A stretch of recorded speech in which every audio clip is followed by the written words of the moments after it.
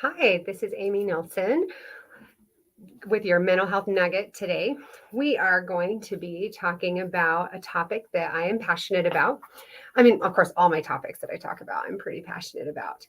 I'm excited to be back on here. I missed a couple months between some crazy summer stuff going on. I'm sure lots of you had that kind of stuff going on too. And it's good stuff, right? When we get out and we're with our families and we've got stuff going on. And then the second month I missed because apparently I decided to get COVID. So was down and out for the count on that one. But I'm excited to be back and back into doing and sharing about things that I really love. And I hope that you can take some of what we do today and take it into your life and find some benefit, maybe some increased mood, maybe some reduction of anxiety, and if anything, maybe some deeper connections in your life. So, my focus today is on the mental health benefits of record keeping. Okay, anything we do in genealogy really is either looking up records that have been kept or we're engaged in record keeping for ourselves. And today's going to be more about our record keeping in whatever manner that we choose to do that. This could be anything: scrapbooking, journaling, talking and sharing both digitally, written, any of those things. So when it comes to journaling, okay, there is an actual, like when we do mental health therapy with people, oftentimes we will give the homework of journaling, and that is for multiple reasons. Of course, one of the reasons, like the easiest logical one, is if people are writing things down and bringing them into sessions with us, makes it easier for us to do work with them. However, one of the big reasons I do give this piece as homework is the type of therapy that I do with people involves them being able to take events in their life and maneuver them, like the information of them, through, for a lack of a better term, like a digestive operation in the brain. Our brain literally has to digest information just like our body digests food. We take in the information, our brain has to look at it, navigate it, organize it, and then it has to file it. And there's a whole process to doing this. And journaling is one of the methods to on purpose engage that process of digesting information. So let's say you're just going about your day and maybe we're not the best at journaling, and most of us really aren't. We might go through periods of time we're good and then we drop off and not do it for a while. But what I hope is that you can hear the value, the real value, that if you've been struggling, challenged, low mood, or a lot going on, big events. In our area, we just had this major flooding happen, and there was a lot of trauma for families. That would absolutely be something to journal on, for those people to journal on. And because as they're doing that, as they're engaged and they're laying out the information, okay, multiple factors here. One thing is physically, the physical act of writing engages both areas of the brain plus right-left areas of the brain so that it gets the full brain capacity functioning. So where we have a thoughts of creating words and our hand action, we connect our brain to our body. And whenever we have that connection flowing back and forth like that, you're maneuvering the information more effectively and it's going to digest more easily. Okay, we're getting more capacity of the brain working on the information. So the actual physical act of it engages that, as well as the fact that we write back and forth. So we're scanning, whether it's computer or handwritten, back and forth as we're writing and engaging in that. There is benefit to that right-left motion. When we engage in REM sleep at night, our eyes move very quickly back and forth. And what science has found is that through that process of eye movement, it creates electrical firing, right, left, right, left, right, left, right, left in the brain. And so that back forth and that right, left firing is helping move information through the different synapses and things in the brain to help our brain actually organize and make sense of things. Again, it's accessing more areas of the brain in order to manage the information. Okay, so even just that right-left motion, I honestly feel that handwriting in that gives more benefit than digitally writing it. Okay, because we get more of that. But still, digitally writing it, you're following a cursor back and forth across the screen. Okay, so really they both have benefits. It's the physical motion through the hand that I feel like, and maybe it's just a personal thing. I don't have any real study on that.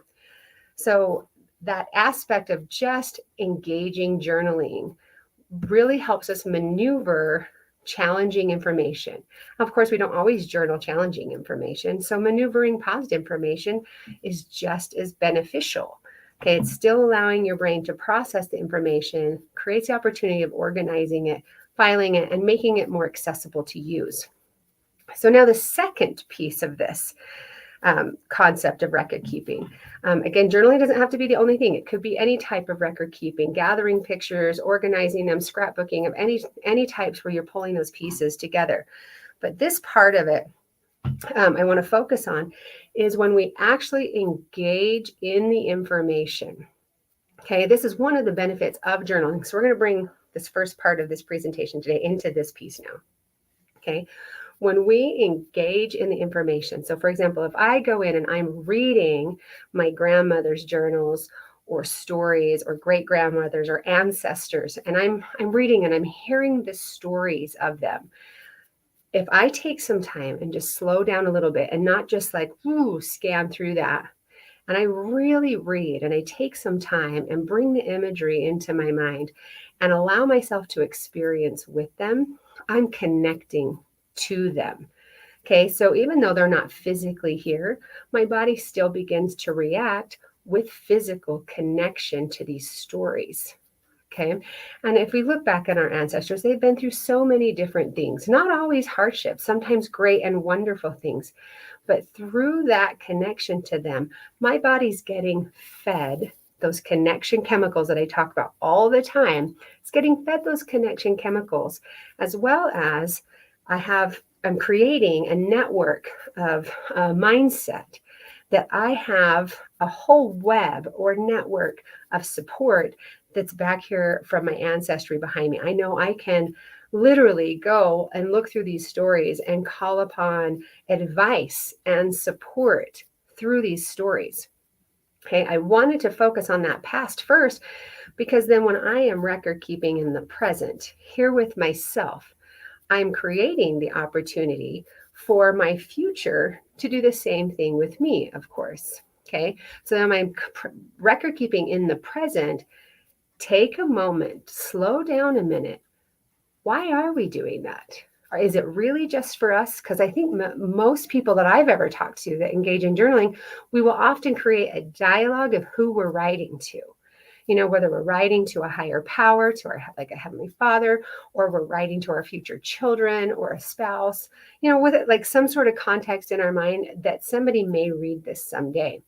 So if you take a moment and really like dig into your heart in the concept that someday somebody years down the road may be doing the same thing that you might have been doing with your ancestors' stuff, that you begin to connect with your future, your posterity. And I think it's a beautiful thing when we allow ourselves to feel the potential of our future and our posterity. And we're giving them the richness of our experience because our lives really actually do matter. So here's another key piece in allowing that record keeping to benefit your mental health is we all need a deep understanding that we actually do matter, that our existence on this planet, even though we are like an ant among the billions of ants on this earth, we actually matter. Okay, we may not be like the most powerfully political person or Nobel Prize winner or anything, but I assure you, in those moments of journaling, you're allowing this anchoring to a reality of your existence, and that will influence all those who have the opportunity to read and engage in the material you are writing. So we are bringing our ancestors, our posterity, and us all together in this web of network, and we have influence within that sphere of existence. And it really matters. When you think of looking into your children's faces, looking into your ancestors' faces, they need you and they need your information, and we need to be needed. And we need them. We need on both sides of that scale. We need both of them because as we engage them, it feeds our connection chemicals in our body, which are natural antidepressants and natural anxiolytics, and bring our body to balance. So I hope you will all dig in, with some better journaling, really slow it down a little bit and ponder and engage it. You know, not, you don't have to do this like hours of time, but even just those little breaths of moments and thinking, who am I writing this for? And where are the examples that I'm pulling from? And I assure you, even your middle school things in your life that you're needing to process, both you will feel better about processing and you will influence others around you or in your future. That is what I have to share today. I want to open up for any possible questions. And you're always welcome to visit my website, peacebalanceandjoy.com, for other elements that we have going on in my practice. Hey, Amy. Hey, how are you? Good. I'm excited to be here with you today. This was an awesome message. I love it because I have to admit, until you just made those points, I might have been in the camp of like, my life doesn't really matter. Like, people say that all the time. And I'm like, no, it does matter. Like, my grandparents and my parents' lives matter to me, but like, I rarely am actually documenting my own life. I used to journal for me, like for my own processing, but I definitely don't think about, oh, my future and like, I need to save this for them. And so I love that last point you were making, because I'm like, oh, I could do better at that. I really feel like we often really don't recognize our level of influence within our sphere of existence. Yeah. And we so easily can be overwhelmed with the mass amount of media influence, especially now with social media. And I mean, we just have such a huge onslaught of information coming at us. And I think it makes it easy for us to get lost in that mess rather than recognizing that we as a human being, our mere existence here shifts everybody else's existence around us. I have this really cool, let's see if I can find it in here, because I keep it here. Oh, it's right at my feet. I don't know if any of you have seen, it's called a Hoberman Sphere. Ooh, I always forget that this is backwards. Okay. If any of you have seen this, this is a really cool ball. Usually I see them for sale and they're smaller, like they can fit in the palm of your hand, but I have a giant one. Yeah. Anyways, so if you notice, they each have like these individual little like spiky things. And that's like each of us. We're each individual people. And sure, this is one individual in the mass amount of individuals here, right? Right.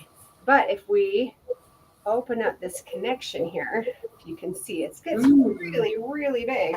Okay, this one's big enough people can get inside. It's so fun. Oh, wow. But see how every individual is interconnected to each other. We really are. And if we were to take and break off one of these, the whole entire sphere falls apart. Right. And it really is a reality of human existence. There is no way for us to exist without influencing everyone around us. And from what we're talking about today, people who follow us even not during our lifetime, right? Exactly. We can influence them and have that effect. Obviously, it's funny because it's like, it feels obvious when you think about it because they can't exist without us. But at the same time, it's like, wait a minute, because it's true. We continue to influence them even through our experiences. And if we take the time to write them down and record keep, right? Right. Exactly. And the fact that we actually need that. Yeah. We actually need that. We are fed through our connections with our ancestors. So what makes us think that we're not going to feed our posterity through our experience? Right. We need to continue to hand these down. Right. I had a really, really cool conversation with a friend yesterday. What is she? She's a professor, but she studies, I can't remember. I don't think it's like anthropologist. It might be an anthropologist. Anyway, she studies past civilizations. Okay. Right? And so in our area, we're in the Southwest in Southern Utah, right? She often is hired to go to like these dig sites and things like that and seek for like Native American or what is it like? It's not always like cities and towns, but evidence that they have been there and dwellings their dwellings and see how their culture existed. And she studies those things. And we were kind of exploring this concept of how so many of our youth right now, they don't write anymore. She was, like you said, she's a college professor, and she's explaining how she's in her classes, and so many of her people, they literally do not know how to write cursive. Oh, right. And Don't teach it in school anymore. right, exactly. They teach keyboarding, right? Anyways, and we were kind of having this debate over, losing. Anyway, we were creating a picture that here we're going to be like so many generations down there, and they are going to have to go. This is like my dystopian novel idea.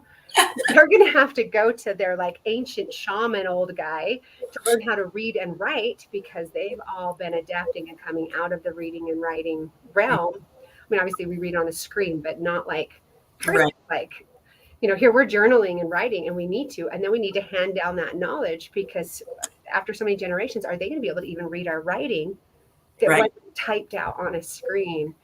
And anyways, we're Right. having a fun back and forth of like, well, wouldn't they adapt or would they, or how is this going to go in the future generations where she is seeing that shift from when we grew up, we learned how to write and then cursive write and our young people don't. And they do so much on their phones or their devices. So Yeah. So it is interesting, even just that process and what you lose by losing that ability. So that they're at least still teaching writing in school. So that's good. right. Yes, for sure. But I loved the point that you made with journaling. You said the digestive operation of organizing and filing all of those steps. And I love that because I think that's the part I've always loved about journaling. And I haven't been as good at it as a mom because life is busier and it's just easy. It's easy to dismiss it and like just not think it's too important, if that makes sense. But when we put it in the context of everything that you're saying, where not only is it good for me to process that and like see it at pen on paper, well, and I'm just thinking of things I make my poor husband or my friends listen to over and over because I'm processing them. Maybe I would do better if I wrote it on some paper and I could process it myself a bit. But I love that concept of I'm accomplishing a lot of things at once as I digest that. Like I'm digesting it for me, but I'm also preserving something for my posterity and a strength and a support to them when they're experiencing similar or completely different, but they can come back and see, oh, grandma, great was like crazy. Let's be honest. But it's real. Like we might think it like, oh, I don't need to write this stuff down. It's monotonous. It doesn't matter, and or maybe we're even maybe embarrassed about it, or we think it's just not worthy of being right. Yeah. Engage your self-processing. Like get at least that much out of it. Engage your self-processing, and then I assure you, it will impact somebody down the road. Can I ask a question? Because I honestly feel like the hurdle that I feel, because I'm going to go like a little vulnerable, but most of you have probably heard it at this point. But yeah, like, so I feel like I was better at it. And then when I had cancer, when I first started with cancer, I was journaling pretty good, but it was almost like the longer it went, like the harder it became to journal about it. And then when it was over, when like all the treatments and, I was on the like up and up, it's even harder for me to write about it now because then I have to relive it. And it's really hard for me to tap into those emotions. So what kind of advice would you give me or anyone in that similar experience where it's like, you want to write that experience down, but it's really hard to, you don't want it because you want to stay in your happy place, Well, the first question is to observe, like, I guess there'll be two pieces here. The first thing is to observe, because a lot of times if we're avoiding something, it's not like it's actually gone. Like we're like, well, I don't want to approach that because it's going to be hard to approach it.